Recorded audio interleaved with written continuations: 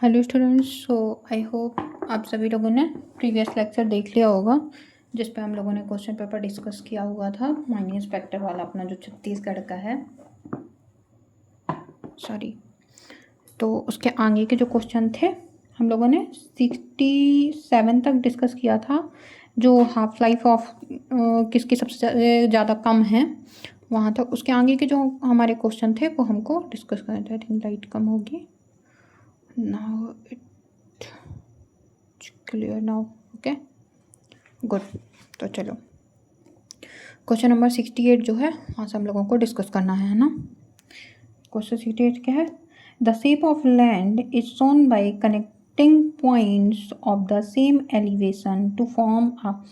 कोई भी शेप जो कि लैंड में क्रिएट होता है बाय द कनेक्ट करने पे सेम एलिवेशन के जो पॉइंट्स हैं उनको हम क्या बोलते हैं? उसको हम बोलते हैं कंटूर लाइंस। सो हमारा ऑप्शन नंबर बी करेक्ट हो जाएगा। सेम एलिवेशन के लाइंस जब भी आपसे बोले जाते हैं तो कंटूर लाइन को याद करना है। कंटूर लाइंस क्या है? एक दूसरे को कभी भी कट नहीं करती हैं, एक और चीज़ है। और अगर क्लोज कंटूर्स हैं तो उसका मतलब क्या होता है? Steep slope. क्लोज कंटूर मतलब steep slope. And widely spaced contour का मतलब होता है जेंटल स्लोप। सो कंटूर क्या फॉर्म करती हैं? करेक्टरिस्टिक पैटर्न्स फॉर्म करती हैं for the hill, valley, red etcetera के लिए, है ना। जो इसके नीचे वाला ही क्वेश्चन है उसने ही यही इसी से पूछ लिया है।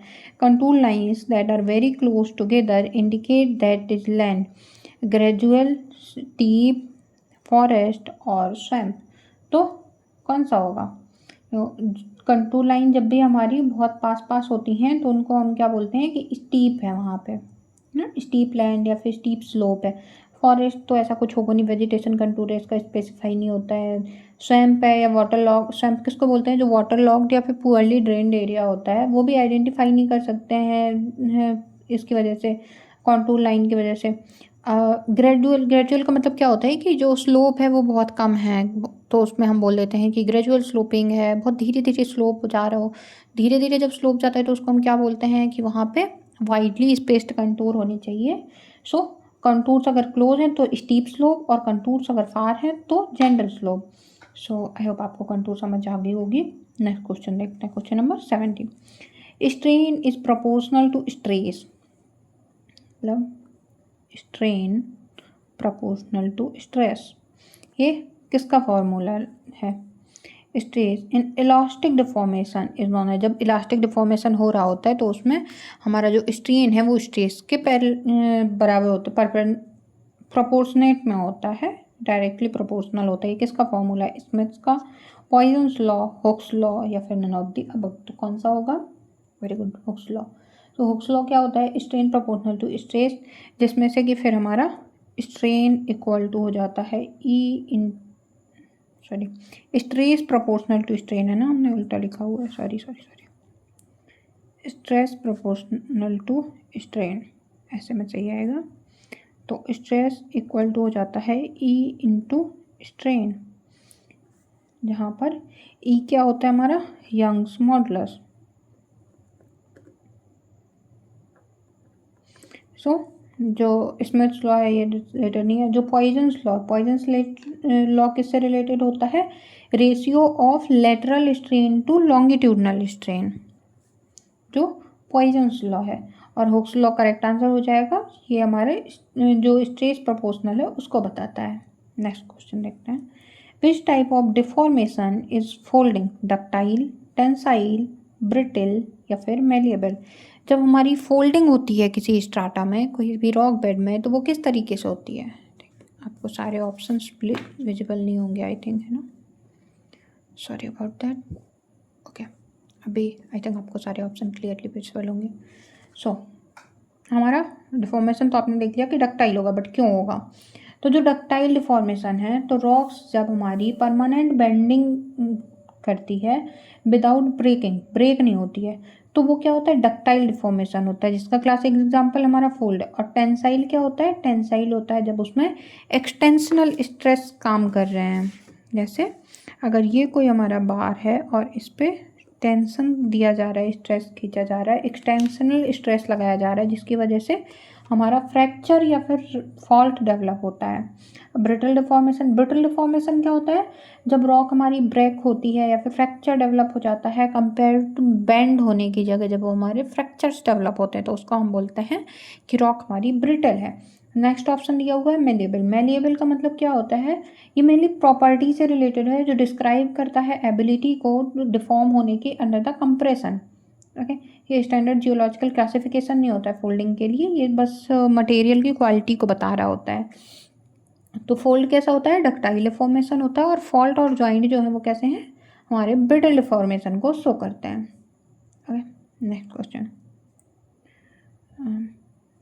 The main process which does not come under chemical weathering: solution, carbonation, insulation, hydration and hydrolysis. Sorry, देखो केमिकल वेदरिंग तो बहुत डिटेल में पढ़ी है अपन ने ना, हमने खुद पढ़ाई है। ये तो इजीली आप सबने बता दिया होगा है ना कि इंसुलेशन जो है करेक्ट आंसर है। इंसुलेशन सॉल्यूशन क्या होता है, सबसे पहले तो जब केमिकल वेदरिंग परसिस्ट करती है जिसमें सॉल्यूबल मिनरल्स हैं वो वाटर में डिसोल्व हो जाते हैं, उसको हमने सॉल्यूशन बोला था।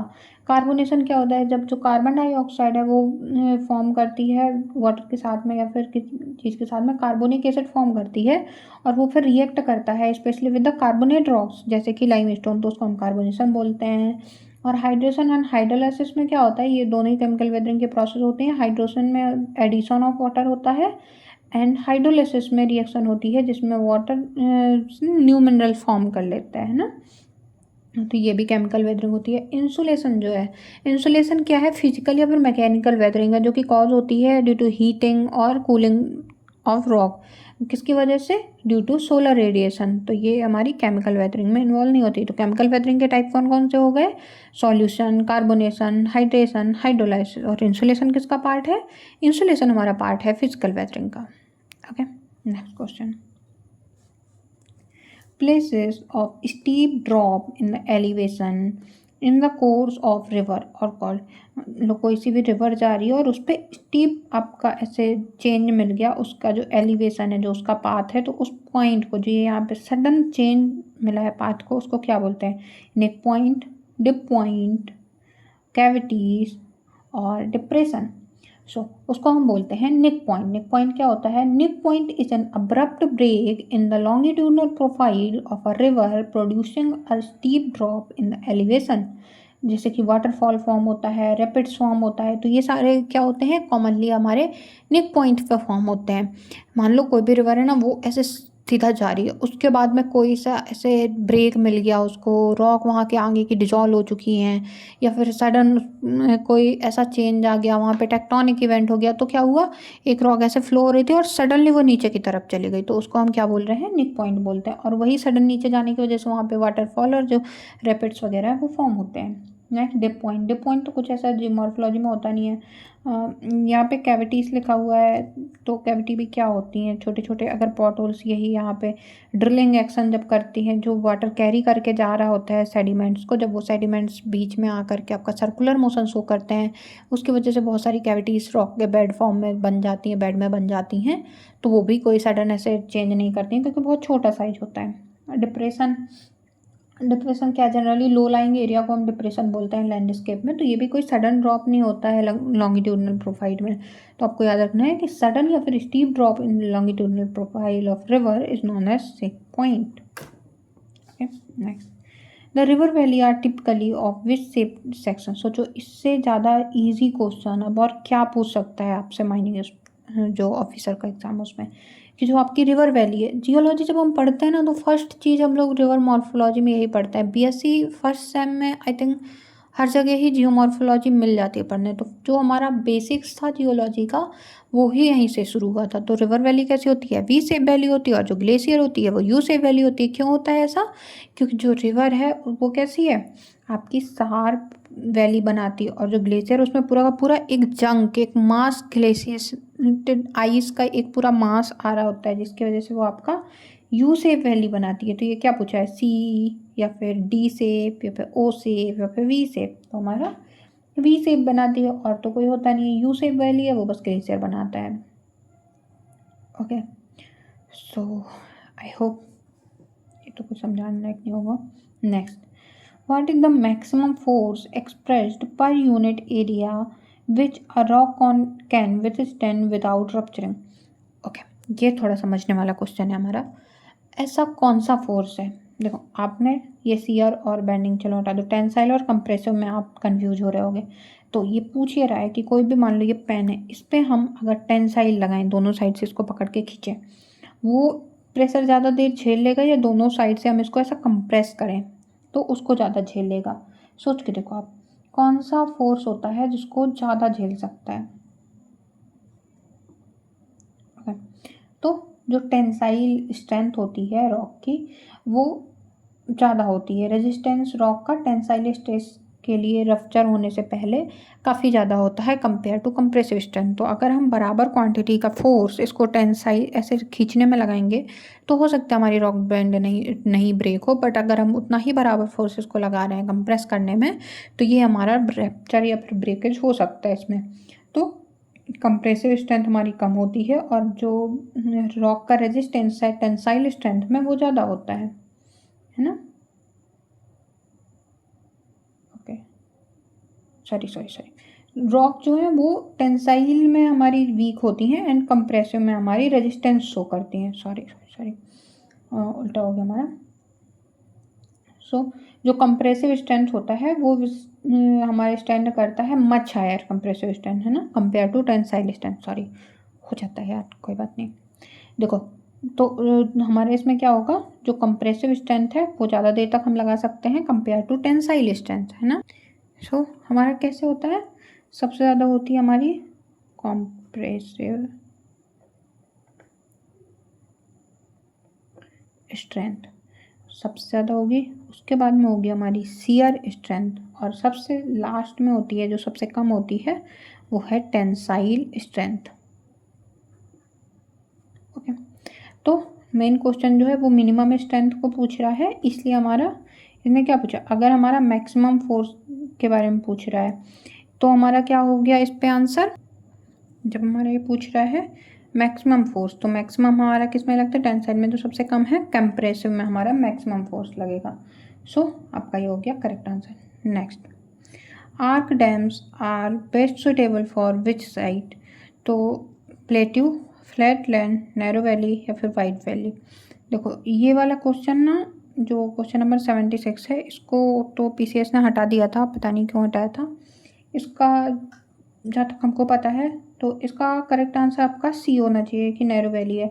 आपने हमेशा देखो आर्क डैम कैसे बनता है, जहाँ पर नैरो वैली होती है वहाँ पे इस तरीके से आर्क डैम बनाया जाता है ना, कुछ ऐसा सा। ड्राइंग यार हमारी बहुत ख़राब है तो आप लोग देख लीजिएगा, थोड़ा सा समझ जाओ यार, देखा होगा आर्क डैम आप लोगों ने, ठीक है ना। नैरो वैली जहाँ पे होती है वहाँ पे आर्क डैम फॉर्म होता है। ऐसा क्यों हम बोले, देखो प्लेट्यू में तो क्या है, कोई भी ऐसे एरिया नहीं प्रोवाइड कर रहा है जहाँ पे आर्क हमें रिक्वायर हो। आर्क किस लिए होता है, थोड़ा देर के लिए वाटर को होल्ड कर लेता है, तो डायरेक्ट फोर्स नहीं लग रहा होता है उसमें, तो इसलिए हम आर्क डैम को यूज करते हैं। फ्लैट लैंड है, फ्लैट लैंड और प्लेट्यू तो सेम ही चीज़ हो गई लगभग, तो आर्क डैम कुछ सुटेबल नहीं होगा। नैरो वैली है तो वेस्ट साइड होता है आर्क डैम के लिए, क्योंकि जो कार्वर डैम है वो ट्रांसफ़र करता है वाटर प्रेशर को लेटरल, जो स्ट्रॉन्ग वैली साइड हैं जिनको हम अबटमेंट्स बोल देते हैं तो उनको ट्रांसफ़र कर देता है, जिसकी वजह से हम वहाँ पे आर्क डैम बनाते हैं। और जो वाइड वैली है तो वो तो अदर डैम टाइप जैसे ग्रेविटी डैम, अर्थ डैम, रॉकफिल डैम, ये सारा कुछ होता है, डिपेंड करता है जियोलॉजिकल या फिर इंजीनियरिंग कंडीशंस में, है ना। तो आर्क डैम क्या होता है, कैसी कंडीशंस पे हमारा बनता है, आर्क डैम बनता है जब हमारी वैली नैरो हो प्लस डीप वैली हो प्लस स्ट्रॉन्ग अबटमेंट्स हैं। आई थिंक इसलिए इसको किया होगा क्योंकि यहाँ पे अबटमेंट से रिलेटेड कोई भी इंफॉर्मेशन नहीं दे रखी है, तो आई थिंक इससे किया होगा। आई डोंट नो, अगर आप समझ पा रहे हो तो कमेंट करिएगा। ओके, तो क्योंकि ठीक है, चलो नेक्स्ट देखते हैं। Which type of geological structure can be rectified by grouting, fold, joint, fault, incline strata? Okay, grouting होती क्या है, सबसे पहले ग्राउटिंग में क्या होता है, जो हमारा आपने कई बार देखा होगा ना, जो सिविल वाले कंस्ट्रक्शन वाले वीडियोस देखे होंगे आपने, तो अगर कहीं पे बहुत छोटे छोटे क्रैक हैं, मान लो कोई सी वॉल है, इस पे बहुत सारे क्रैक आ रखे हैं छोटे छोटे से, तो क्या करते हैं, अच्छा आपने नॉर्मल भी एक एग्जाम्पल लेके समझो, तो आपके घर पे कोई दीवार है, उस पर क्रैक आ रही, तो आप क्या करते हो, सीमेंट वगैरह है, सीमेंट बजरी वगैरह मिला करके उस पर डाल देते हो, तो वो क्रैक फिल हो जाता है। सेम यही ग्राउटिंग में करते हैं, जो भी छोटे छोटे जॉइंट्स होते हैं हल्की से, उनको हम बहुत ही फोर्स के साथ में जो कंक्रीट का मिक्सचर है वो डालते हैं, जिसकी वजह से वो जॉइंट्स फिल हो जाते हैं और जो मटेरियल है वो स्टिक हो जाता है और काफ़ी अच्छा हमको स्टेबिलिटी मिल जाती है। तो ये किस में हो पाएगा, अब आप सोच के देखो, अगर फोल्डेड है कोई वो, अब इस तरीके का स्ट्रक्चर बना रखा है किसी रॉक ने, इस पर आप कितना भी कंक्रीट डालोगे स्ट्रक्चर तो चेंज नहीं होगा, तो वो कुछ भी स्टेबिलिटी नहीं देगा। जॉइंट्स जॉइंट्स क्या होते हैं रॉक्स में, इसी तरीके से तो जॉइंट्स में तो करेगा। दूसरा है फॉल्ट, फॉल्ट में तो ऑलरेडी डिस्प्लेसमेंट हो चुका है ना आपका, तो ये तो हमेशा ही अनफेवरेबल साइट है। आपको अगर अनफेवरेबल पूछा है, फॉल्ट दिख गया, तो आपको बिना सोचे समझे फॉल्ट को सही करना है। फॉल्ट हमेशा अनफेवरेबल ही होता है कोई भी कंस्ट्रक्शन के लिए। नेक्स्ट है इंक्लाइंड स्ट्रटा, अब कोई बेड है वो इस तरीके से है तो है, उस पर आप ग्राउटिंग करके कंक्रीट मटेरियल फिल करके इसको स्ट्रेट या फिर हॉरिजॉन्टल नहीं कर सकते हो, जिस तरीके से उसका एटीट्यूड है वो वैसा ही रहेगा। सो ग्राउटिंग हेल्पफुल नहीं है। तो ग्राउटिंग हमारी किस कंडीशन में हेल्पफुल है, जब हमारा जॉइंट या फिर माइक्रो क्रैक डेवलप हो रखे हैं किसी एरिया पे, तो वहाँ पे हमारा हेल्पफुल होता है। ओके, सो आई होप आपको यहाँ तक कि ये क्वेश्चन समझ में आ गए होंगे। तो हमारा ये पेज भी कंप्लीट हो गया। नेक्स्ट हम लोग अब दूसरा पेज नेक्स्ट लेक्चर में देखेंगे, ताकि वो एक नया क्वेश्चन सेट रहा है हमारे पास में। Okay, so thank you so much for watching this video lecture and very best for your examination. और पढ़ते रहिए, ठीक है। अगर कोई भी डाउट होता है तो आप हमें टेलीग्राम पे मैसेज कर सकते हो। व्हाट्सएप ग्रुप जो था ज्वाइन करने के लिए, देखो वो हम लोगों ने कोचिंग जो स्टार्ट की थी, तो वो नहीं हो पा रहा है क्योंकि बाकी स्टूडेंट्स को थोड़ा प्रॉब्लम हो रही थी। आप लोगों को कोई भी डाउट होता है, हम टेलीग्राम चैनल की लिंक आपको पिन कर देंगे, आप उसको ज्वाइन कर लीजिएगा। Okay, so thank you so much.